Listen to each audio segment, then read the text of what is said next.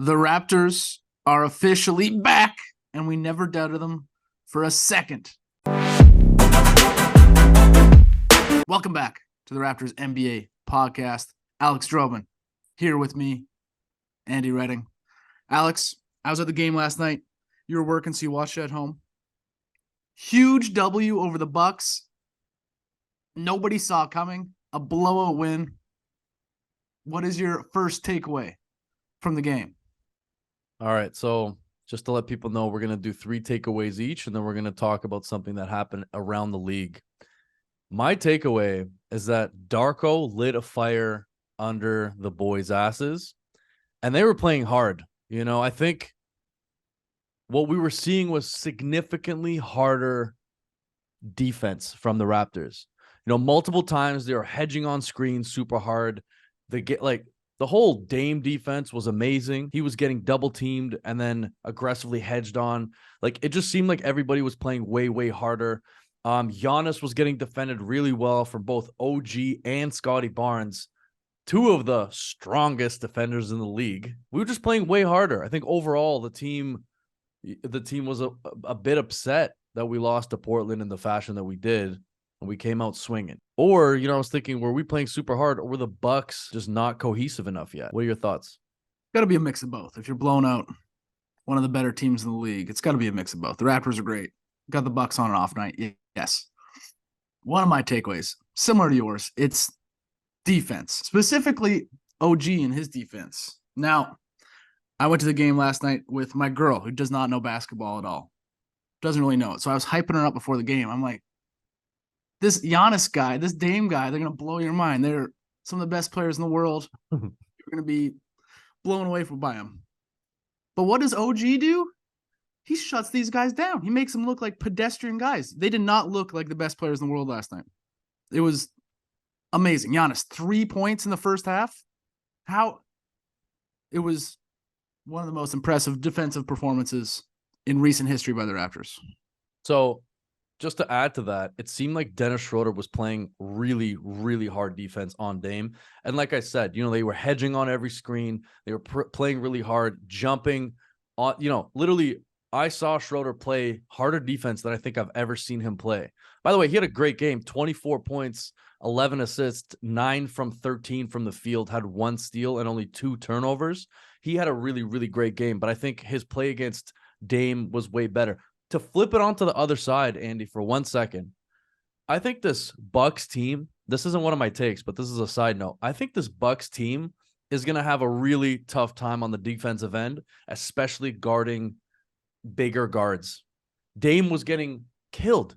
Anytime he got a one-on-one, he was on a defender one-on-one, he was getting killed. He was getting blown by. Dennis was putting him to work. Like, he was very bad on defense. And I think that's such a huge drop-off from Drew Holiday that it's going to be really difficult for them to come back from that. What are your thoughts there? So do you think they regret the trade? Dame's had 1 good game. He's had a few stinkers. We've had a bit of a history of being dramatic on this podcast. I'm not going to say that, you know, it was a bad trade. I think from an offensive perspective, the Bucks are way better, not in this game, but in general. But Drew is like such a good defender that it's such a big drop off for the Bucks. I don't know. I think that they were getting killed on defense by us. So it's our defense with a mix of some great offense. And by the way, the offensive side was a little bit better for us as well. It seemed like we were actually running some plays this game. It was nice. A lot of open shots, finally. Thank God. What's your second takeaway? My second takeaway. Scottie Barnes, specifically.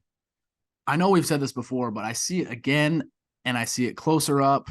They showed this close-up of Scottie on the bench last night. And his biceps are so goddamn big. He is the strongest looking man on the Raptors, one of the strongest in the league. And it shows in his play. He just goes into the lane. You can't stop him. He's a certified beast. And I know you were harping on this at the end of the summer, that he's one of the strongest guys in the league. He truly is. Speaking of Scottie, he had 1 play. There's about 9 minutes left in the fourth. Speaking of strength, where Giannis was playing defense on him and he got caught one-on-one. And I'm going to clip this into this video, but Do it. Scottie absolutely bodied Giannis one-on-one and then hit an easy layup. It was ridiculous. It was like Giannis wasn't there. And how many other guys in the league are doing what Scottie just did to Giannis in that clip right there? It was absurd. Like, it's one of those things where, some guys take the summer off and other guys like Scottie put in work. He was definitely in the gym every day. He was lifting every day. He's a monster. He literally seems like one of the strongest guys in the league. It's him and OG, and they're both on the same team. He actually went 21-12. We talked in an earlier podcast saying that if he averaged 20 and potentially 10 with, say, 5-6 dimes, it could be a possibility of him making the All-Star team this year. He might get there. He was one of 3 players to drop 20 plus on our team. But yeah, man, he was a beast. I agree with you. He went, what did he go? 4 for 6 from 3 as well. That's and nice.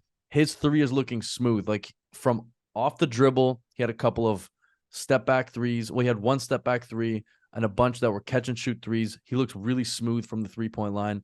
Also, he has that mid-range game going where he likes that little post up mid-range. He comes down, takes 4 or 5 really strong dribbles, and then goes up over whatever defender's guarding him. Scottie is looking great. I agree with you. I saw last night after the game someone saying, and I think this is perfect, Scottie is Giannis with a jump shot. It's a little extreme, but again, he's a better shooter than Giannis. Well, here's the thing. He's stronger, better shooting. Once again, we are over-exaggerating on this podcast. We should call this the hard take podcast. Hard take. Because all of our takes are a little bit absurd. Scottie is not Giannis yet, but when we did draft him, that's who I was comparing him to right off the bat. And but there are elements of his game that are better than Giannis. Shooting, obviously, right off the bat. Defensively? Size. Like, imagine if he puts on another 10 pounds. Let's say that's probably the ceiling of what he should do just based on his body type. And what is he, like 6? I would say he's a legit 6'9". Maybe, like, who knows? Maybe he'll grow a little bit. Yeah, but he's not growing. Come on. Who knows? A lot of people actually do grow within their first 2 years in the league. So it's possible. Okay. What's your next takeaway?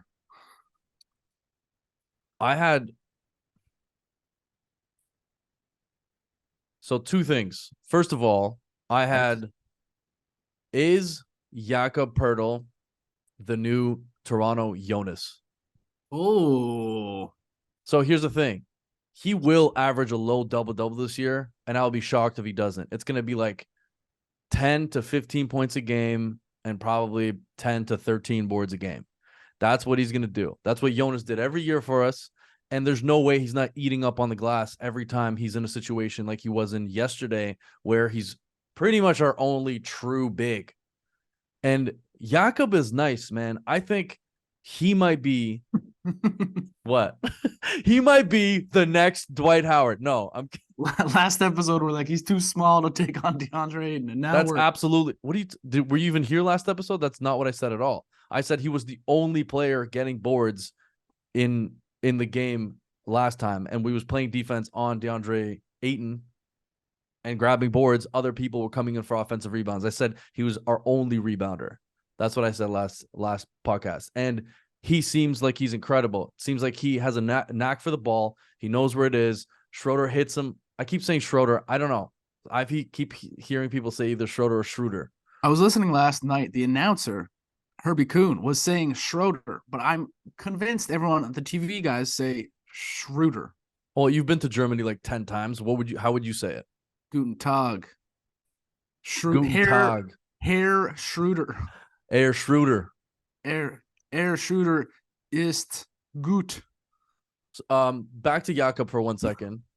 Seems like he is in really good positions, plays incredible defense. And one little thing that I have to note.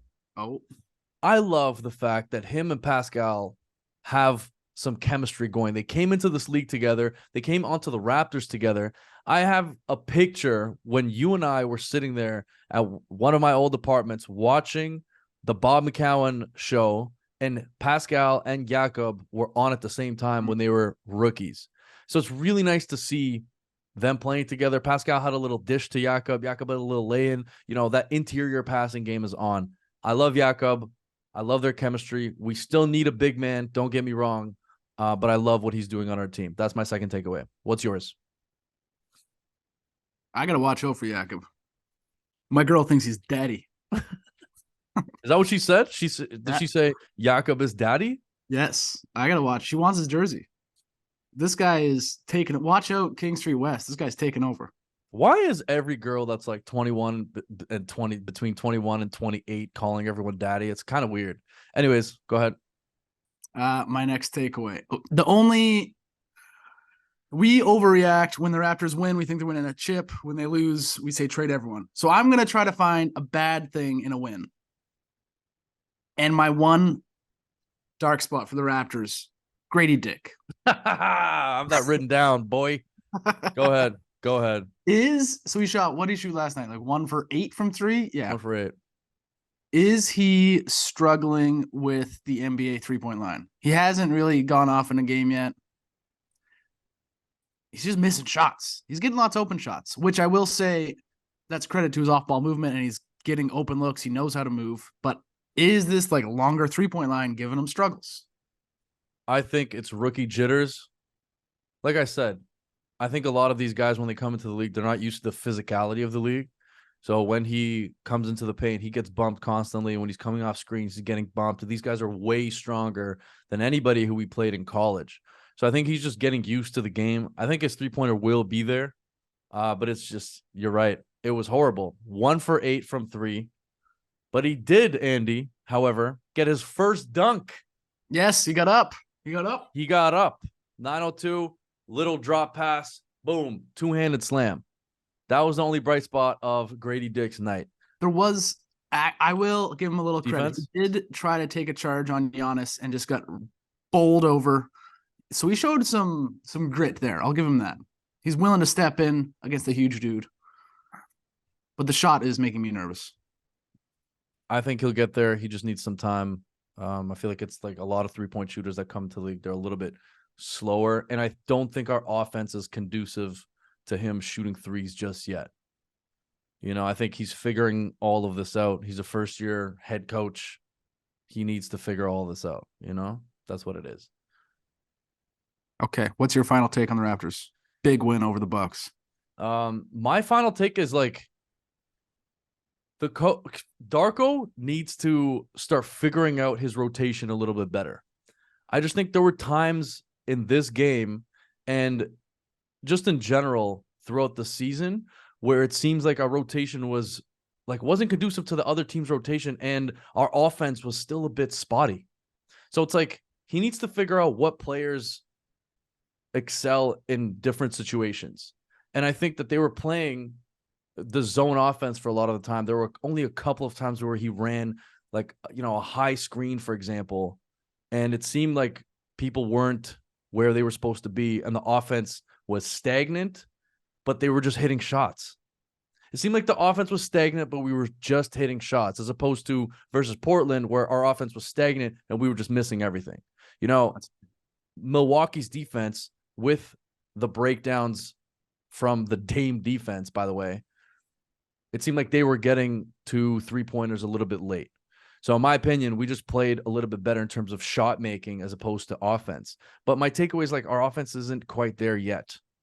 And a lot of it was in these semi sort of transition periods where, there would be a semi-fast break and we would, get an easy basket and run the score up a little bit. But our half-court offense absolutely needs work. That's a fact. Straight facts. Shout out Otto Porter Jr. getting in there. The rotations are weird, but he was solid last night. It was nice to see him in there. What is your third takeaway? I already gave my third takeaway. Let's get on to our Raptors winner of the night. What was your third takeaway? That wasn't your third. That was your second. Grady Dick. That was your third? Yeah. Okay. What are our 6 takeaways? Just run through them quickly. Don't worry. People are probably not listening to this part of the podcast. Mine were Grady Dick, bad shooting. Scottie Barnes, the strongest man in the GTA. And then the defense. Other than OG. Well, yeah. And then third take, OG defense. Gotcha. Okay. All right, we're good. What is my first non-Raptors related take? Man, I just love LeBron. I love LeBron. I'll always love LeBron. I'll always think he's been better than Michael Jordan. He is the greatest basketball player of all time. Hands down, way better than Michael Jordan. Michael Jordan couldn't even dribble with his left hand. Okay? Period. LeBron James's line last night won the game. 130, 125 against the LA Clippers. Amazing game. I watched the whole thing. I stayed up to like 1:30 because it went into overtime. LeBron James's line, 35 points, 12 rebounds, 7 assists. He went 13 for 19, 4 for 8 from the 3. He had an alley-oop slam from Austin Reeves like he was back in 2012.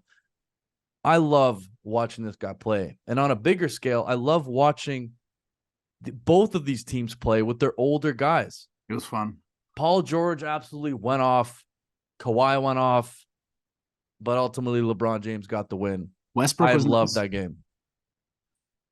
Okay. That's a nice take. That's cute, but too convenient. Now, I too was watching this game. Mm-hmm. And the old dudes were nice. Now let's stick on the old dude sentiment here. It's game 5 of the season. And the Lakers are playing LeBron James and Anthony Davis. AD was 48 minutes last night. LeBron, 42 minutes. The Lakers have an 8-man rotation. This is not sustainable. They got no guys off the bench. One of these two gets a little injury. Season's over. They have no depth. They have 0 depth and no draft picks to bring in a new dude. They're going hard out of the gates. I think this too hard. This could be the highlight of the season. I understand what you're saying, but I think the only reason for this amount of playing time for both of those guys was because it was the Battle of LA. They needed to win against the Clippers. They both play in the same, or no, not yet. Wait, they just moved arenas, but they both play in LA. It's like, in my opinion, LeBron had to take that W, against the other LA team. And that's the reason why they both played so much. It's true. LeBron played 42 minutes. AD played 48 minutes. AD 27 and 10, but he was not playing very well the first half. So it was all on LeBron's shoulders. You're right. This is not sustainable. They have no depth. They have no one that can come in and win those games. Jackson Hayes is not good. Max Christie is not a dude. Then they have guys on the bench that I've never heard of. Castleton, Hodge, Fudge. I'm not making up names. These are the guys on their bench. I know. Castleton, Hodge, Fudge, M. Lewis, Taurean Prince is the only one who we know from that list. But yeah, they only played 8 guys yesterday. 8 guys. Clippers played 9. Getting to the Clippers a little bit. Kawhi was just doing Kawhi. 38 points.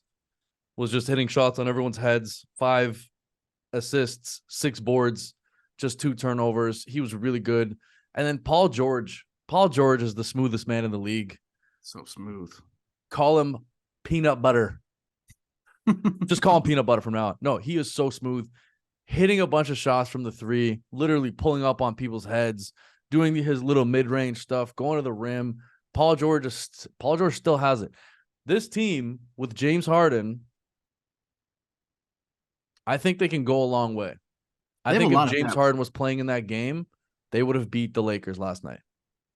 You're probably right. They got a lot of depth compared to the Lakers. It's night and day. They go deep. They go 10 guys deep. Andy, you know what, man? We're so fortunate to be able to watch this guy play. He is the greatest player of all time. I don't care what anybody says. LeBron James is the greatest player of all time. I don't care what anybody says. Clip that. Record that. Run it back. And it's an absolute treat and a pleasure to watch him every night, especially against other absolute first ballot Hall of Famers like Kawhi Leonard, Paul George, Westbrook. It's just a treat, man. It's just a treat. And the fact that he's catching lobs like that, I hope he plays till he's 45. That'd be nice. That'd be great. Okay, wonderful game. Let's wrap this whole up with a winner of the night. So we're doing Do you have a Raptors winner of the night. Raptors winner of the night. The Raptors winner of the night for me, Coach Darko. You were just saying his rotations were bad. What are we talking I know, about? but I think he's still the winner of the night because he brought his team back. His team was in the the Raptors were in the gutter after that Portland loss. That was the worst loss I think I've seen in a couple of years. It was horrible. And I think it was on him to bring them back. And he must have done that. The rotations weren't that good, but he had them playing with energy. He had them playing with pace. And I think that's why he's my winner. Okay. You're a little all over the place, but I like the sentiment. I know. I've been all over the place today, but okay, my Raptors winner of the night. We haven't talked enough about him. Showtime Schroder. The man makes some of the nicest assists I've seen in Raptors history. He is, I think we're overlooking Raptors history. In Raptors recent history, some of the nicest looking assists. We just don't stop with these takes, people.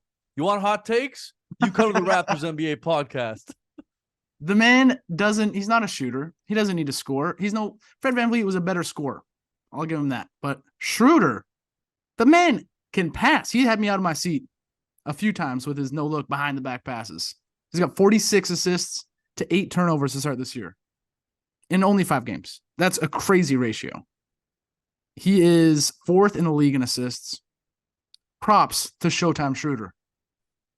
I love how you call him Showtime Schroder. Yeah, 24, 11, 4 boards, 3. He went just 4 for 4 from the line. Perfect from the line last night. He shot 9 of 13. The Raptors need that swagger. I'm telling you, I think the biggest difference for his game was how hard he was playing defense. I don't know. Defense, in my experience, personally playing and just seeing all these guys for as long as we've been watching, it seems like defense translates to offense. If you have good defensive possessions, you feel good about yourself, you're playing harder, and then you hit shots. He hit a couple of open threes, but it was all coming because, honestly, he played so aggressively on the defensive end. I like that take. Dennis Schroder, big winner. Big winner. Our listeners, big winners. Thank you for listening. Just remember, make sure to unsubscribe from every other Raptors podcast that's out there and every other podcast, period. Make this your only podcast. We will be getting better. And for those of you who have started this journey with us, we're going to be doing a bit of a giveaway soon in the next 3 episodes. So thank you for bearing with us. What else, Andy? Thank you for Thanks again. Thanks again. Tell them to subscribe and stuff. Like, let them know. Oh, they know to subscribe. They know. Hit the subscribe button. We'll be back. Raptors playing the 76ers tonight, back-to-back. We'll be back in the next couple days to break it down and to overreact to all your news. What platforms are we on? We are on Instagram, TikTok, boom, YouTube. Let them know. Spotify. Say it again. Instagram, TikTok, YouTube, Spotify. Gotta let the dogs eat. All right, everybody. Thank you for listening and watching. Have a great day.